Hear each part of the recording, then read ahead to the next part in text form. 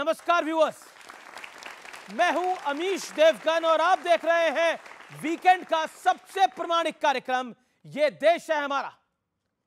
आजाद भारत में जमींदारी तो खत्म हो गई, लेकिन आरोप है कि देश में एक मजहबी जमींदार पैदा हो गया जिसे वक्फ कहा जाता है। इसलिए आज वक्फ पर बात करना बेहद जरूरी है, क्योंकि संसद से लेकर सड़क तक वक्फ के मुद्दे पर संग्राम छिड़ चुका है। क्योंकि ताजमहल से लेकर कुतुब मीनार तक अपना दावा ठोकने वाला वक्फ बोर्ड अब दिल्ली के 6 प्रमुख मंदिरों को भी अपना बताने लगा है। और हैरानी की बात यह है कि इनमें से कुछ मंदिर वक्फ बोर्ड के अस्तित्व में आने से पहले से ही मौजूद है। दिल्ली के ही सदर बाजार में मौजूद शाही ईदगाह के पास एक पार्क में रानी लक्ष्मीबाई की प्रतिमा लगनी थी, लेकिन दिल्ली के वक्फ बोर्ड ने इस पार्क पर ही अपना दावा ठोक दिया, पूरे पार्क पे। इसके बाद यह मामला दिल्ली हाई कोर्ट पहुंच गया, जहां मुस्लिम पक्ष को कड़ी फटकार लगी और कोर्ट ने यह कहा कि रानी लक्ष्मीबाई राष्ट्रीय नायक हैं, महानायक हैं, उनका स्थान सभी धार्मिक सीमाओं से बहुत ऊपर है। कोर्ट ने यह भी कहा कि ईदगाह कमेटी की याचिका सांप्रदायिक राजनीति को बढ़ावा देने वाली है। अब दिल्ली से जरा छत्तीसगढ़ चलिए मेरे साथ, जहां के वक्फ बोर्ड के पास 5000 करोड़ की संपत्ति है, लेकिन दावा किया जा रहा है कि इसमें से 90% संपत्ति अवैध कब्जे पर बनाई गई है। और तो और वक्फ बोर्ड आधे दुर्ग शहर पर भी अपना दावा ठोक रहा है। वो कह रहा है कि जो दुर्ग सिटी है छत्तीसगढ़ में, वो आधी हमारी है।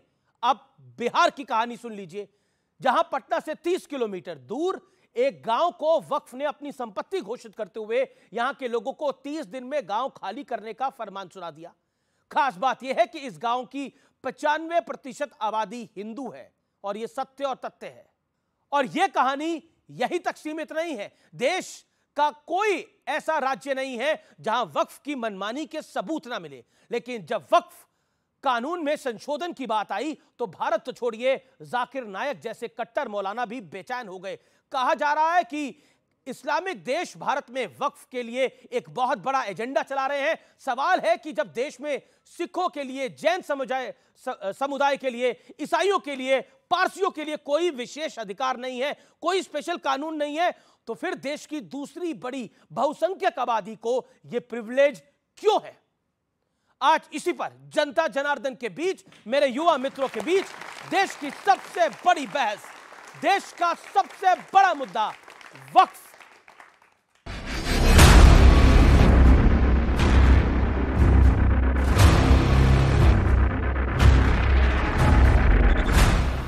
आज वक्फ पर बात करने का दिन है, क्योंकि देश की राजधानी दिल्ली में वक्फ रानी लक्ष्मीबाई की मूर्ति लगाने का विरोध कर रहा है। मामला शाही ईदगाह के बगल में मौजूद एमसीडी पार्क का है। वक्फ बोर्ड इस पार्क पर अपना मालिकाना हक जता रहा है और इसी मांग को लेकर दिल्ली हाईकोर्ट भी पहुंचा था, लेकिन वहां से उसे निराशा हाथ लगी। वक्फ बोर्ड जमीन हड़पो आंदोलन न करे, क्योंकि जब लोग गए थे बंटवारे के समय वो जमीन हिंदुओं का था, उसको वक्फ बोर्ड ने जबरदस्ती ले लिया और कांग्रेस ने उसे कानूनन इतना अधिकार दे दिया कि जो खाता न बही, जो वक्फ कहे वही सही। इस बीच वक्फ संशोधन बिल की ज्वाइंट पार्लियामेंट्री कमेटी को बीजेपी सांसद निशिकांत दुबे ने एक चिट्ठी लिखी है। इसमें जो दावे किए गए हैं वो काफी चौंकाने वाले हैं। निशिकांत दुबे की चिट्ठी में कहा गया है कि जेपीसी को अभी तक 1.25 करोड़ यानी 1.25 करोड़ चिट्ठियां मिल चुकी हैं। उन्होंने शक जताया है कि इतनी बड़ी तादाद में चिट्ठियों के पीछे विदेशी साजिश हो सकती है। निशिकांत दुबे के मुताबिक इन चिट्ठियों के पीछे आईएसआई, चीन, जमात इस्लामी, तालिबान या फिर जाकिर नाइक हो सकते हैं। जाकिर नाइक ने हाल ही में एक वीडियो जारी कर अपील की थी कि वक्फ बिल को खारिज कराने के लिए कम से कम 50 लाख मुसलमान आपत्ति दर्ज कराएं। अभी तो 10 साल तो बहुत जरूरी किया। अभी ये इलेक्शन के अंदर जरा उनकी पॉपुलैरिटी कम हो गई तो फिर से प्रधानमंत्री बन गए, लेकिन वो जो उनका रौब था, जो बढ़ते थे और लोगों ने खुदा मानने लगे, वो भी कम हो गया। हमारे सब्र का इम्तिहान लिया जा रहा है। अगर ये पैमाना छलक गया तो नताइज बहुत खराब हो सकते हैं और उसके लिए जिम्मेदार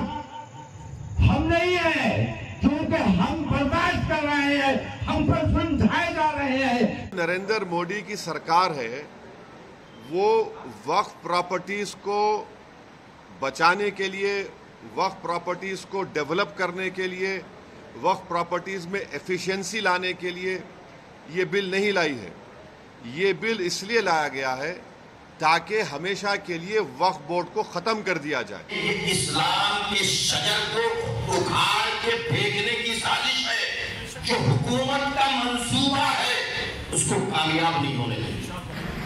वक्फ बोर्ड तरमीमी बिल 2024। वक्फ बोर्ड के पास इस वक्त देश में तीसरी सबसे ज्यादा संपत्ति है और आए दिन वक्फ पर किसी न किसी पर अवैध कब्जे के आरोप लगते रहते हैं, जिसे किसी अदालत में चुनौती नहीं दी जा सकती। इसलिए सवाल है कि क्या अब वक्फ बोर्ड में बदलाव का वक्त आ गया है? आज इसी पर होगी देश की सबसे बड़ी बहस। तो आज इसी मुद्दे पर होगी देश की सबसे बड़ी चर्चा, और इस बड़ी चर्चा में, वक्फ के ऊपर इस व्यापक चर्चा में, इस व्यापक विमर्श में आपका अभिनंदन है।